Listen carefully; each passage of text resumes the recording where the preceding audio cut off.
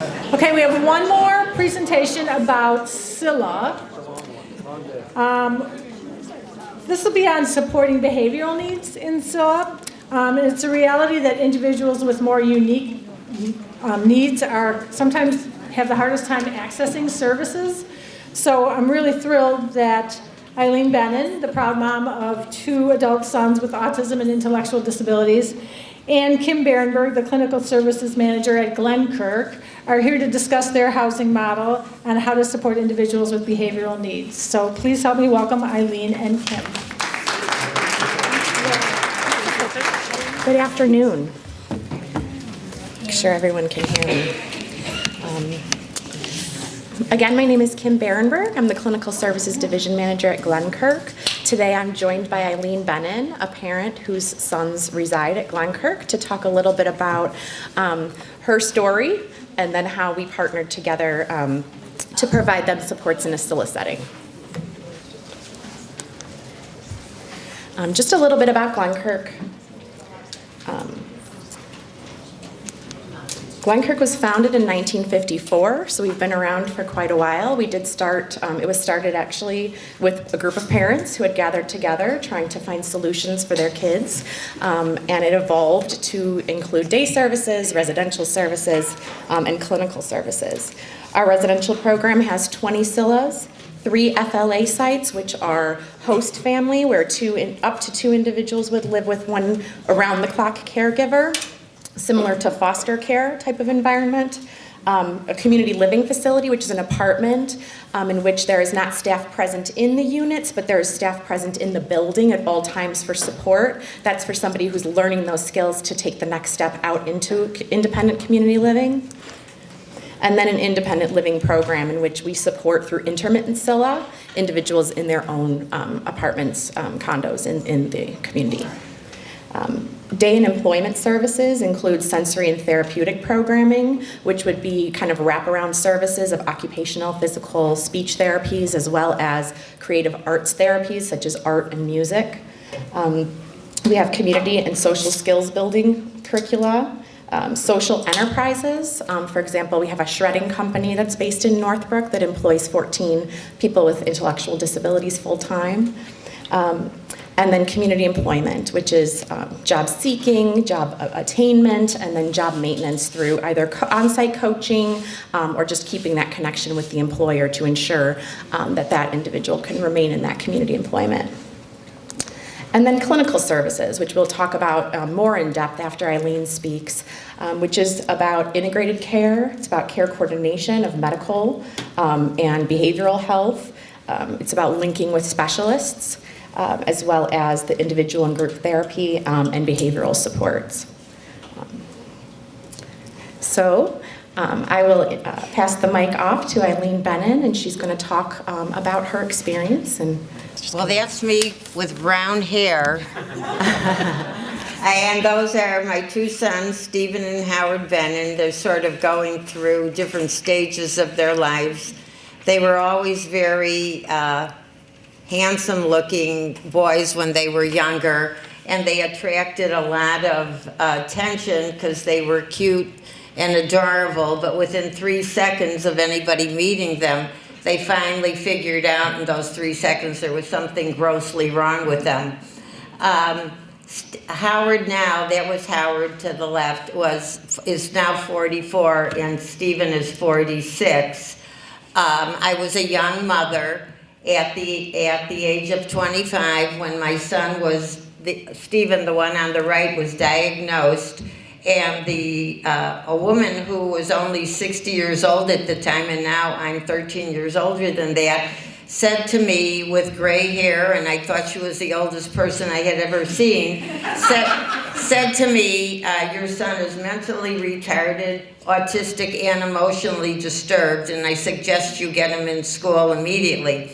I was pregnant at the time with Howard, and she took me from this chair, and I became like a pancake on the floor.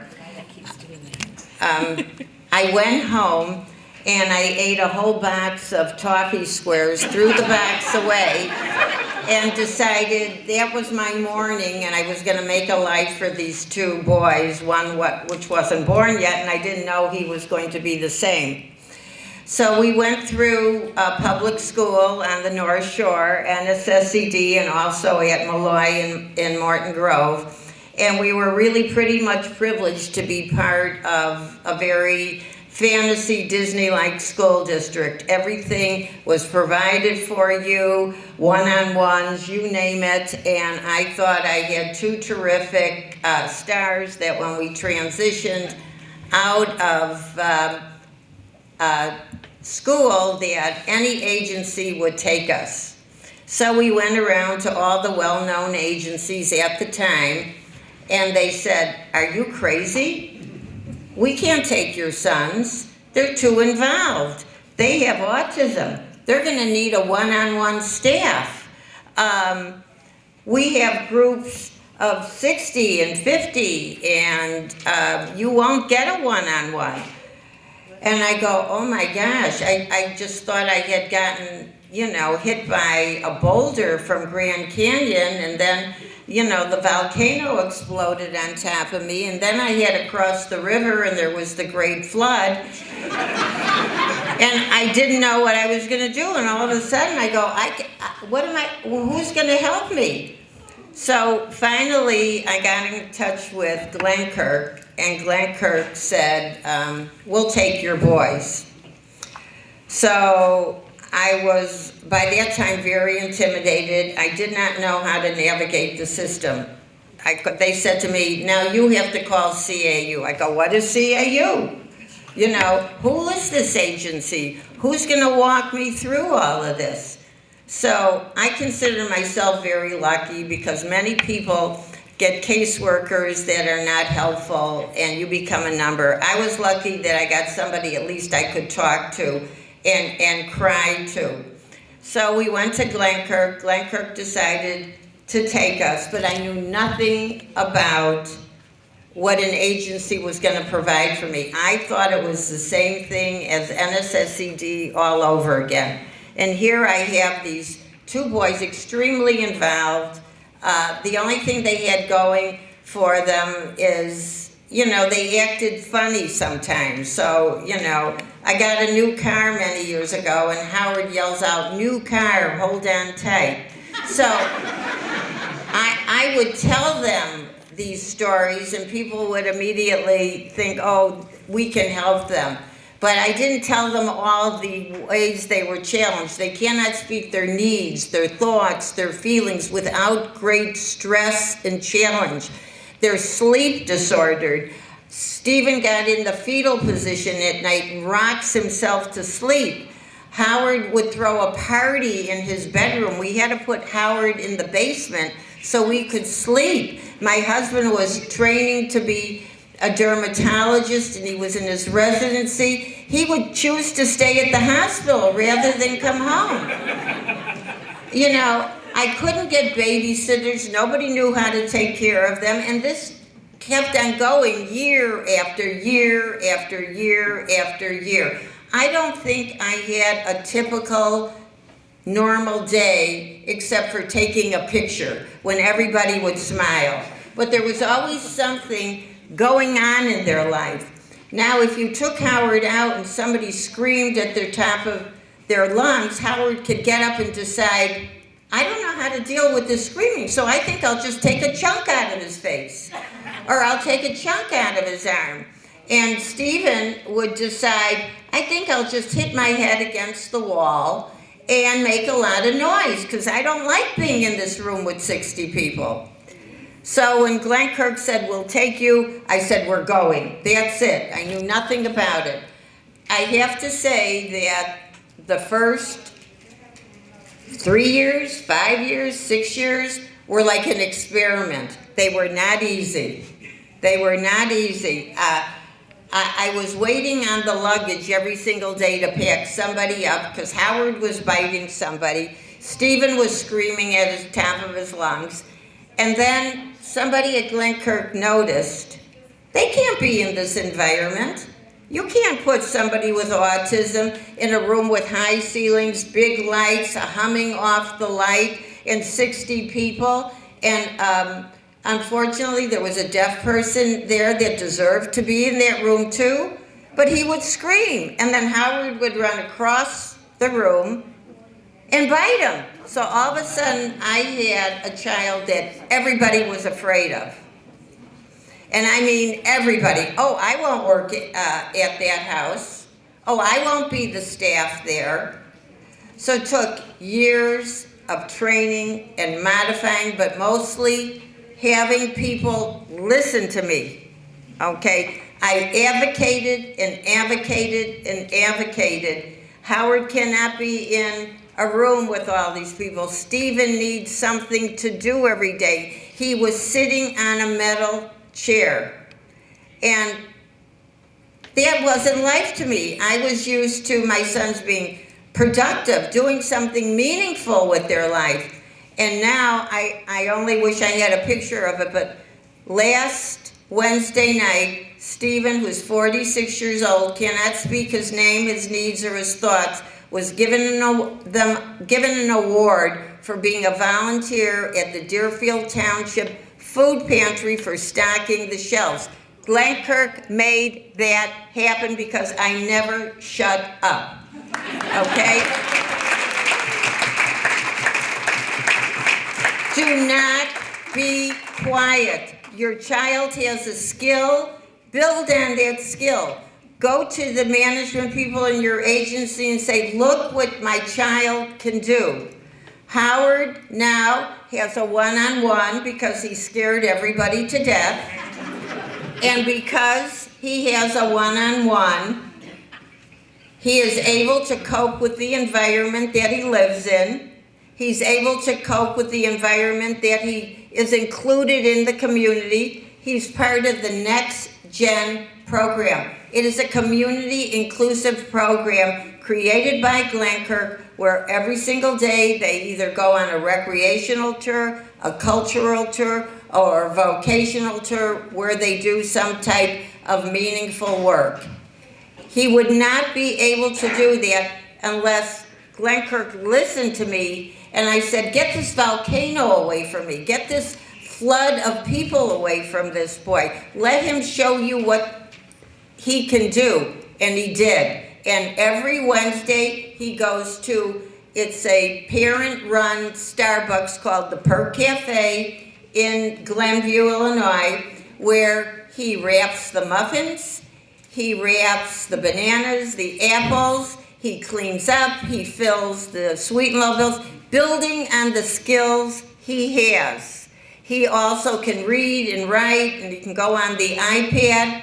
And because of that, Kim recognized his communication skills, and we were able to get speech therapy through Medicare, who comes to the house, works with him on his iPad, works with him on the little speech he has to communicate. And he has made progress. He's made progress because somebody listened to me because I didn't shut up. I kept on being Woody the Woodpecker. Look what Howard can do. And it's being lost sitting in a workshop. It's being lost not being out in the community. It's being lost. Let people get to know our family members, see what they can do. And every single day, my two sons go out in the community with support, with help in smaller groups. Sometimes the groups are 10, sometimes they're 17, sometimes they're 3, but he's out there and he's with support. And this never would have happened if, again, I didn't shut up and somebody didn't listen to me. You have to learn how to advocate, but most of all, you have to set yourself goals for your child that are realistic. And you have to show them that look what Howard can do, look what Steve can do. Don't let it go wasted. And, I say this in a good way and a bad way. Because of Howard's ability to hurt somebody and Steve's noise, we have a CILA of 3. And unfortunately, your child really has to present with severe involvement to get that type of service. And I'm only hoping that everybody in this room listens to me and says, don't let this happen. Don't let only people who are so involved get syllabus of 3. Get syllabus of 3 for all your children. It's more like a family. Did you grow up with 8 people? No, you didn't. Well, maybe you did. You did. I didn't. I grew up with a sister who I was fighting with all the time, but we are now the best of friends. Okay? But find an agency that will listen to you. Develop a partnership with that agency. They are there to help you. They are there to support you. We have a beautiful home. It's like house beautiful because I put the furniture in myself. And I went to work. I went back to work to buy things for my son. I knew I couldn't send them to college, and I knew they weren't going to take a trip around the world, so I took what I would have done for them, went back to work, and provide as much as I can for them. But find an agency like Glenkirk, find people like him, talk to them, tell them, and they'll listen to you. They will definitely listen to you, and they will make it happen if you set a realistic goal, okay? Stephen loves to be out in the community. He loves to take walks. He loves to go to a museum. They gave him these opportunities. So the first general school years were much easier. CILA life is a little harder, but it can work. And every single day I say thank you. I died and went to heaven when the management came to Glenkirk that's there today. They have smaller groups. They took a larger workshop, divided it up into 3 smaller groups, changed people around, and gave everybody the opportunity to have a good day. And we're still improving and still improving. So I suggest all of you come take a look at Glenkirk. Come to our CILA. It's called the Rosemary CILA. I'm inviting all of you. Okay? Just come after 3 o'clock because I am there every single day. And I'll take you for a tour. I'll show you the neighborhood. We're a very progressive suburb, Highland Park. You know, the North Shore, I think, is very, I'm sure you are out here too, but I believe we're more, okay? Because I found peace of mind. Now, you'll never find peace of mind, and you will always, every single day I worry. And I'll leave you with this note. Every single day I worry what happens when I'm gone. You know, who's going to bring over that extra this, that extra that? Who's going to say, Steve, your socks are on backwards, which happens daily? I mean, do I have to tell any of you? No. We every single day is a journey that goes like this. And when they go like this, I go like this. But like the box of toffee squares, I eat the box of toffee squares, and I start all over again.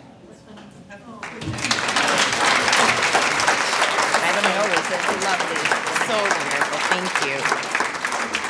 Thank you, Eileen, for your always honest and witty take on life, but always honest, which I think everyone always responds to something that feels true. I want to talk a little bit about the how, because I think as Eileen's talking and saying, I've had this wonderful experience, the questions are, but how did that happen? And yes, it happened from a lot of advocacy, but it also happened by having a system put in place in which service delivery can occur. So I want to talk a little bit about the clinical services model at Glenkirk, because I think it's really the key to how we can support people with more intense behavioral needs in a CILA setting. And the clinical services always start with the person served. When you're talking about somebody that has more intense behavioral needs, don't underestimate the power of a great BCBA, a board-certified behavior analyst. Glenkirk employs 4 full-time BCBAs, and they provide us with the clinical expertise and assessment that you just can't get elsewhere. So when we start with the behaviorist, they will do some in-depth assessment and observation and really try to understand what's the core of the behavior. As Eileen mentioned, for Howard, there's a huge sensory component to behavioral episodes. There's a huge communication piece to the behavioral episodes. So that BCBA is going to look at that and say, how do we meet those needs in a way that's more productive and more pro-social, and removes that barrier. For Howard also, that assessment included, we need some one-to-one supports, right, which is available in the CILA setting. Our BCBAs assist us in completing all the documentation that needs to happen in order to get those additional staff supports, because it's pretty extensive. And then in an ongoing way, we're required to report back to DHS about, does this person still need this? What does the data say? So having that person that can kind of provide that ongoing support to make sure that once you get that support, you keep it. With that recommendation from the BCBAs, a lot of times there's also referrals out to specialists. So in Howard's case, there's occupational therapy, there's speech therapy, there's psychiatry, which can be always a piece to the puzzle. For some individuals, it can really be a great aid in helping manage behavioral episodes. Additionally, you have to end up then, you have psychiatry, now you need to get pharmacy, you need to get labs, you need to have somebody coordinating these services to make sure that they continue to get the things that are helping them. Counseling, I know I had mentioned previous, Glenkirk has a team of not just talk therapists, but creative arts therapists, because not everyone is going to be able to sit in a chair and talk about what early life events led to their neuroses. I think that, we have art therapy, we have dance movement therapy, music therapy, and through those creative arts, you're encouraging socialization, you're encouraging communication, you're getting sensory needs met in a pro-social manner. That is a very important piece of this puzzle. And Howard has really enjoyed dance movement therapy in the past. He does music therapy. He enjoys participating in both group and individual settings. The primary care physician, something that's different in the adult world is that, when you're in special education, there's a lot of services that just kind of wrap around automatically as a part of the service. When you get into adult services, you can obtain those services, but you have to go through care coordination and insurance. And so having a primary care physician that supported our wish to have Howard be evaluated for occupational therapy and speech therapy, that physician needed to listen, write that referral, write a supporting documentation so that insurance in fact would say, okay, I see what you're saying, we're gonna support and pay for this evaluation and ongoing services.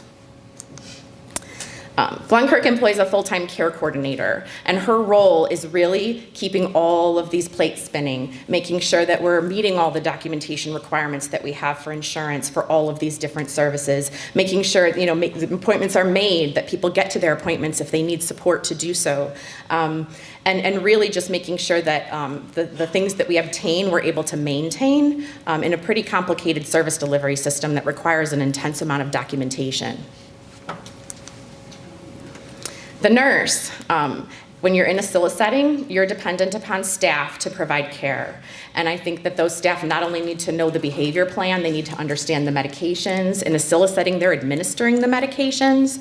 And so having that nurse that's available to our staff 24 hours a day to answer questions, to express, oh, I'm concerned, something's not right today, is an extremely important piece of the puzzle. Catching things early is key when intervening with somebody that needs intense behavioral supports.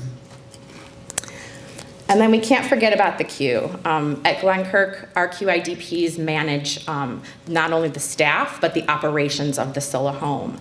And so here, this person is a perfect support in ensuring that our staff are educated, that they're supported, that they're supervised, that they're monitored, that if expectations are set, that they're held accountable, and that they really partner together with the entire care coordination process to make sure that the services that we can obtain are delivered, and delivered in a therapeutic manner.